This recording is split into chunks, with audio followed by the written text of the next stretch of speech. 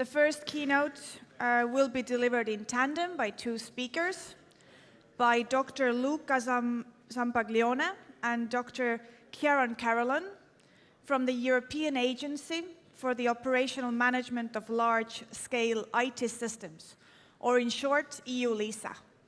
This agency is located actually here in Tallinn, and since it is managing large informational systems or databases that are processing personal data, then EU-LISA and its databases are actually a great example of possibly vulnerable critical infrastructure.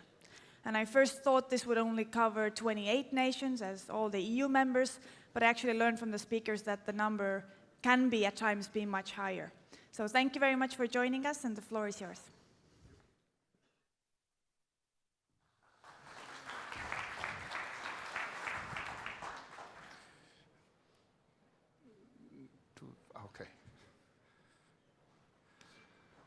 Good morning, everybody.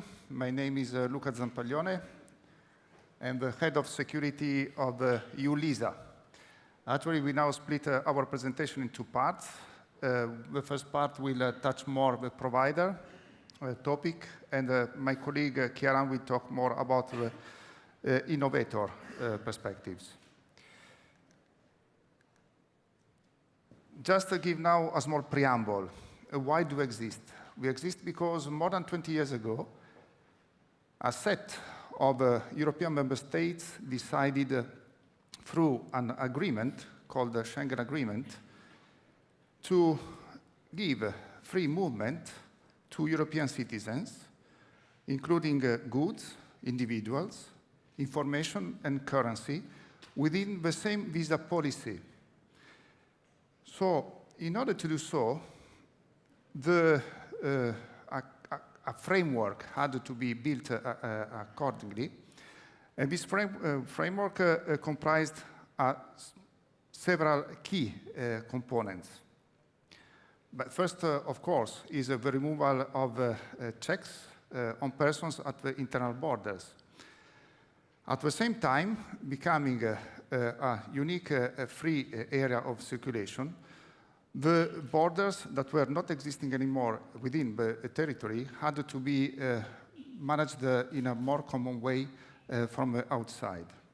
So for this reason, the Schengen member states harmonized the conditions of entry and on the rules of visas for short stays. The reason why they also tended to have a better harmonization was to avoid the visa shopping, for the reason that being a free territory where to circulate, it was better to give a better control on the borders, actually, so to improve borders management. It goes without saying that without internal borders, police cooperation had to be increased at a higher level. So compared to the former national way to operate, police officers had to think more internationally, so a better cooperation with the police forces was put in place. Again, it goes without saying that the best enabler of security, what could be achieved definitely with the use of technologies. So, two large-scale IT systems were put in place, one for visa management and one for the management of police alerts. So a second generation system, Schengen Information System, is now put in place, starting from 2 years, and actually the first one was put in place roughly in 1997. And the Schengen Information System, the Visa Information System, actually enable the freedom of the circulation of people in Europe in a secure way. A European agency for the operational management of large-scale IT systems in the area of freedom, security, and justice, this is literally what's foreseen in the European regulation that gave life to our agency, has been created and was born actually 2.5 years ago. So we are in a kind of a startup phase. And the name of the agency is abbreviated to EU LISA. This agency is a child of the European Commission, and we are part of a family of Justice and Home Affairs agencies comprising CEPOL, comprising EASO, comprising Eurojust, Europol, FRA for the fundamental rights, and Frontex for the management of the European borders. And this year, EU LISA has the chairmanship of a network of those JHA's agencies. What do we do? As anticipated, we are IT service providers. And we are a child of the Commission, so we are a public sector. We are not private. And we operate 3 large-scale IT systems. As anticipated, the first one is the Schengen Information System, where in 2014 we processed approximately 60 million alerts that are actually input and managed directly by the law enforcement agencies of the member states. We manage the business of information system that for the moment is rolled out with a coverage of 30% of the world. And in 2014, the system registered 5.6 million applications, roughly, for visas. Eurodac is the third large-scale system that we operate. It is done for the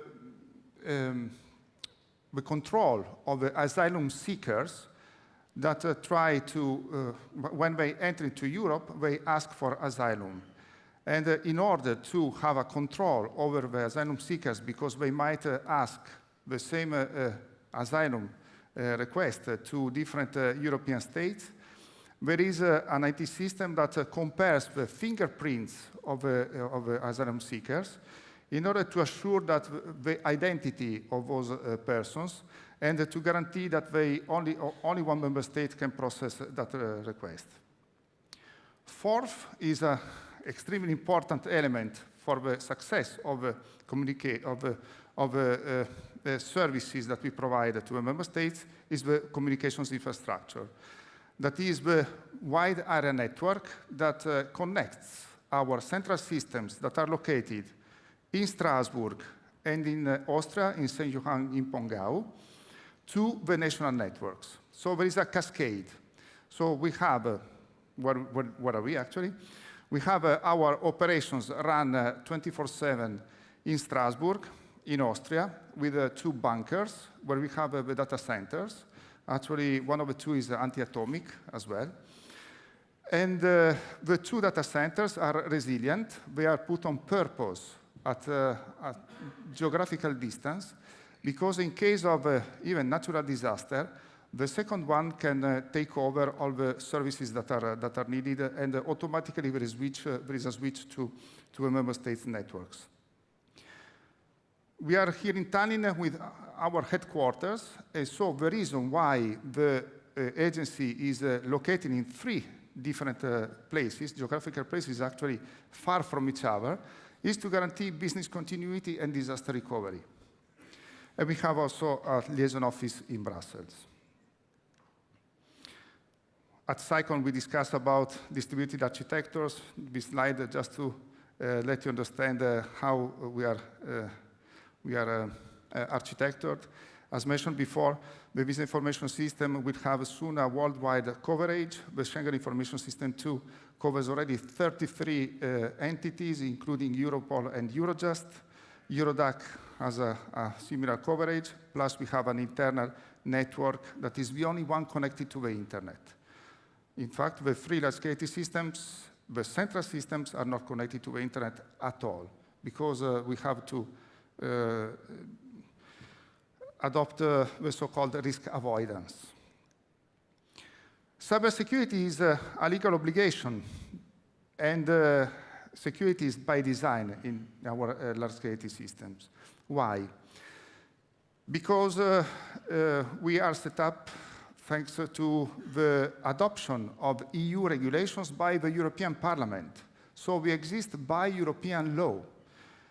And regulations are actually laws that are immediately enforced at member state level without the need to be translated into national legislation.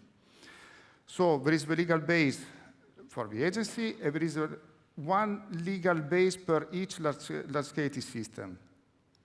And de facto, the agency is a critical infrastructure of the European Union. I say de facto because it is not foreseen by law that European institutions can be critical infrastructures. But de facto it is, for the reason that in our establishing regulation and also in the large-scale IT systems regulation, there is a list of security requirements that have to be put in place. So for this reason as well, there is a strong security governance, very strong, because it is there by law. In fact, in our establishing regulation, there is depicted how the agency is organized, also in terms of security. And in order to be compliant with the law, actually we have to adopt a structured risk management process at corporate level and also at security level. And the reason that we are young, relatively young, because we were born 2.5 years ago, actually helps to build ourselves in the right direction. Plus, we provide high focus on security, personal data protection, and regarding this last topic, personal data protection is fundamental for the protection of the information that we process, because we process biometric information and personal data. Outreach in cybersecurity. Partnership is a winning factor. We have a partnership with the member states. We have partnership also with the industry. On that, my colleague Ciaran will say something more about that. And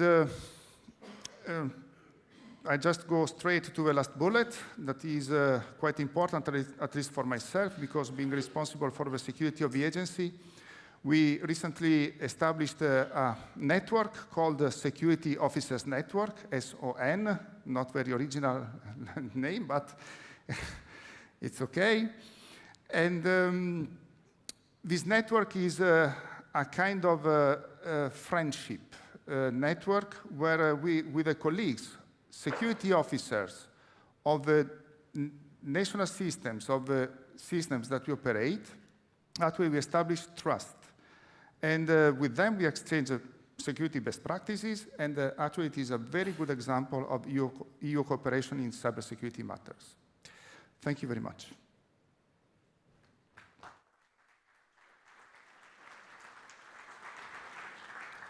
Thank you, Luca. So if I may continue, my name is CAROLAN. I'm the Research and Development Officer of EU-LISA.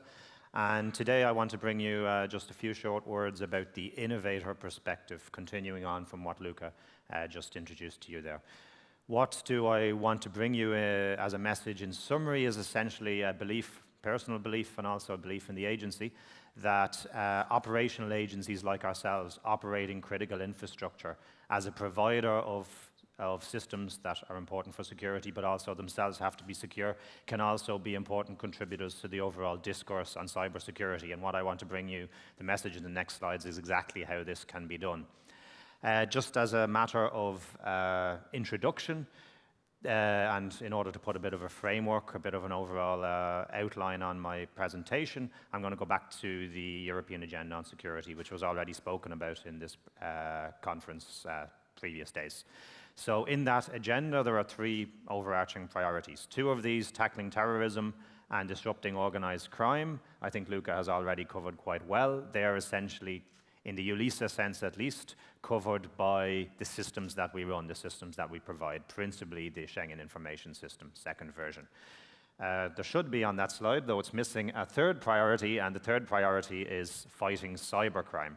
And what I'm really going to focus on in this presentation is this 3rd priority. How can EU-LISA, as an operational agency, how can any operational agency like ourselves really contribute to the fight against cybercrime? Well, First of all, it's not so much cybercrime, it's cybersecurity. And what I'm really referring to is cybersecurity here. But cybersecurity is obviously the first line of defense in cybercrime. If our systems themselves are not secure, they're going to be very, very vulnerable to cybercrime. So EULISA, in the overall discourse on cybercrime, it's really cybersecurity I'm talking about. So that's just an initial point. And in this cybersecurity strategy of the European Union, which was released in 2014, as already mentioned, there's several things mentioned. I've just outlined 3 of those as important contributors to overall cybersecurity in Europe and indeed beyond. Capacity building is one of these, cooperation with the private sector and academia is another, and research and development is another. And what I want to bring you is one slide on each of these strategic elements and precisely how an operational agency like ours can contribute in these fields. So capacity building was the first of these. And what I've basically done is tell you what we do and give you my experiences on what we do and what we have done so far, and some more personal reflections at the bottom in each slide on what I feel, or colleagues of mine feel, might still be needed in the overall field of cybersecurity, at least from our point of view. So what we are doing in terms of capacity building, we are working very, very hard on agreeing security standards and, of course, cooperating in their implementation. This is what we're doing with the 3 large-scale IT systems that Luca mentioned. When we work with our partners at member state level and at agency level, in the case of Europol and Eurojust, we are agreeing practical measures that must be implemented. And we are working on implementing these and seeing what results we get, and this is knowledge that we can spread, and indeed we do spread. We're enhancing organizational and operational capabilities, particularly directed towards critical infrastructure, as already explained. Training is a core activity of our agency. We are supporting training and upskilling at member state level. This includes, though it's not the only thing, security training. The Security Officers Network would be one vehicle by which this is achieved, but there are others, pure training organizational measures out there. And lastly, we're cooperating, I mentioned, with Europol and Eurojust in the sense of our systems, but we're actually working with all of the Justice and Home Affairs agencies out there, and indeed other agencies such as ENISA, who are not in the Justice and Home Affairs umbrella, but nonetheless are very, very relevant in our field. Working with them, implementing working arrangements that include things like exchange of information, like research and development.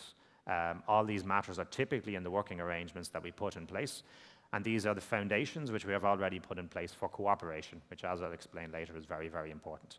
What I feel is still needed in terms of capacity building at the European level, at least, perhaps it's different elsewhere, but at least at the European level, is policies to support best practices on the operational side. And this fundamentally, if this is the one take-home message from this presentation, is what I feel I want to say to you is that in the operational side, somebody like EULISA has a lot of expertise and gains a lot of knowledge on the operational side that really should be a contributor to the overall discussion, the overall discourse on cybersecurity. So it's very, very important in the whole cybersecurity field that operational entities like ourselves have a voice.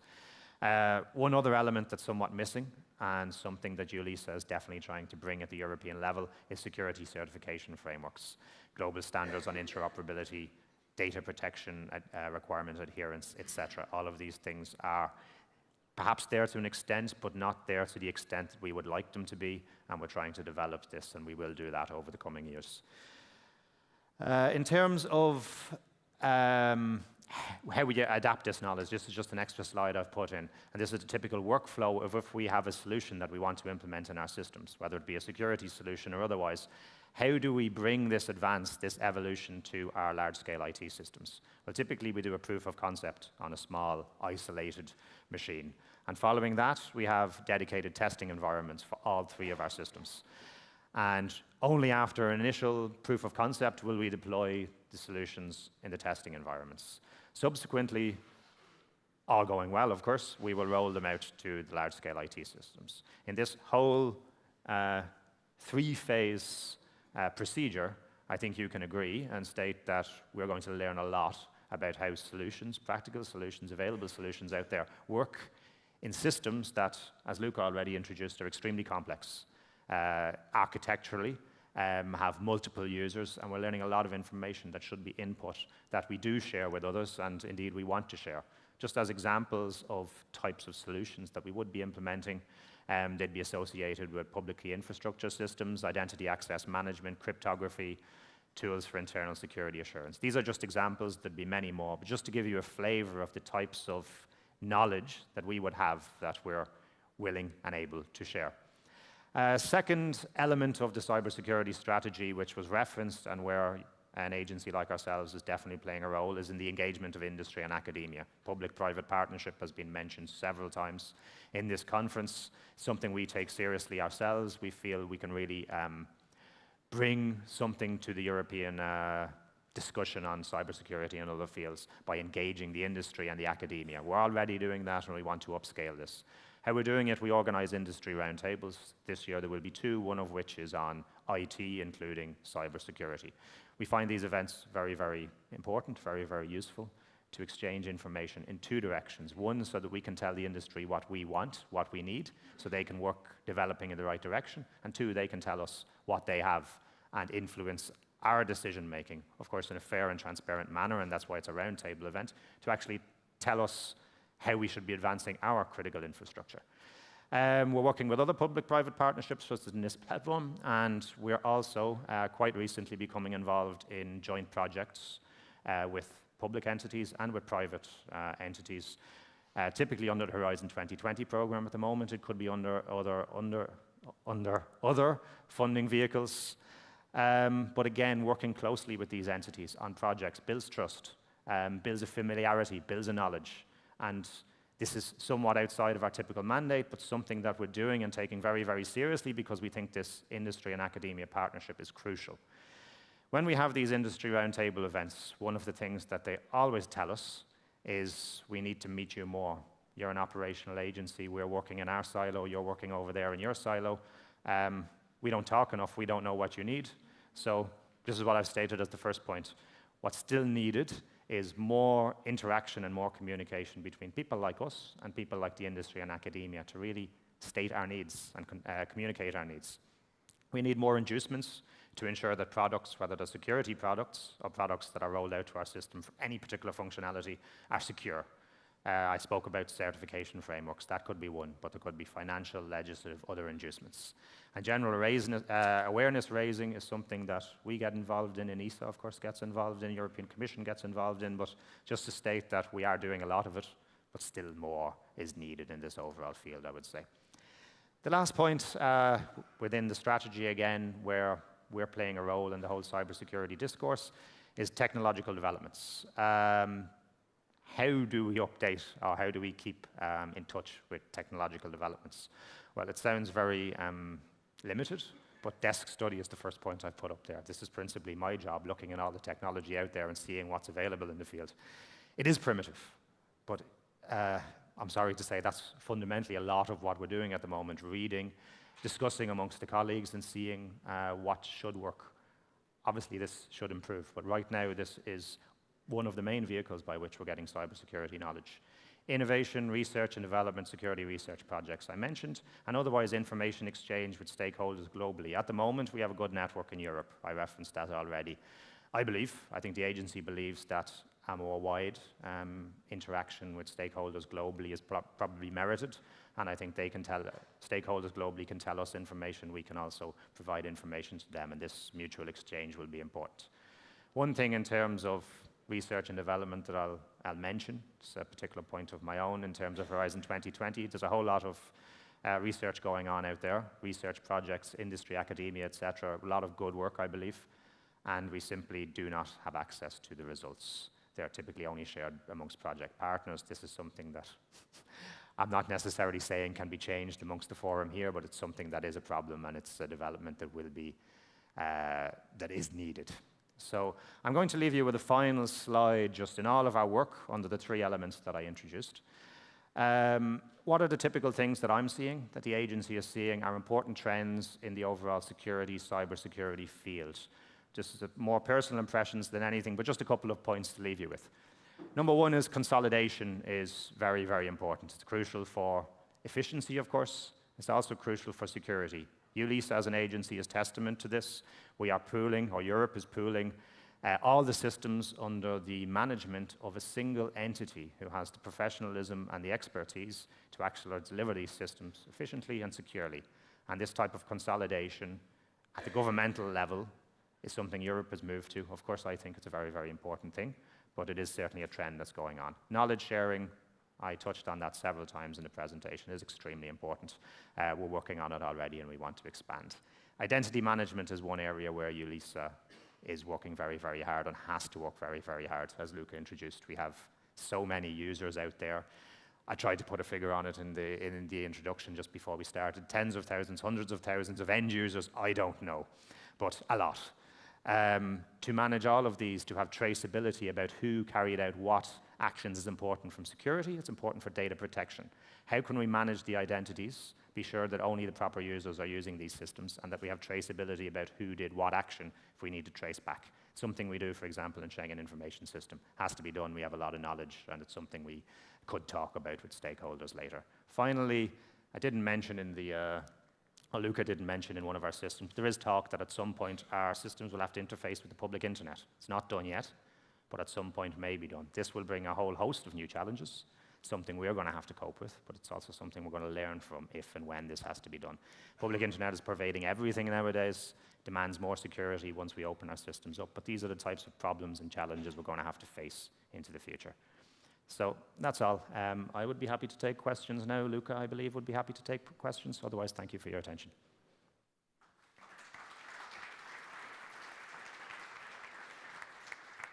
Thank you very much for your great presentation, and especially for being honest about the challenges that you're facing. Do we have any questions from the floor? Everything seems to be very clear what you have just said. Or do I see some hands? Well, if not, I will ask the first question myself. So you mentioned all these different databases and the amounts of data that you're processing. Have you seen, or can you comment on some of the attacks or incidents that you have been faced with, or you're all very, very secure? I think that would be more your... Yeah. Well, yeah.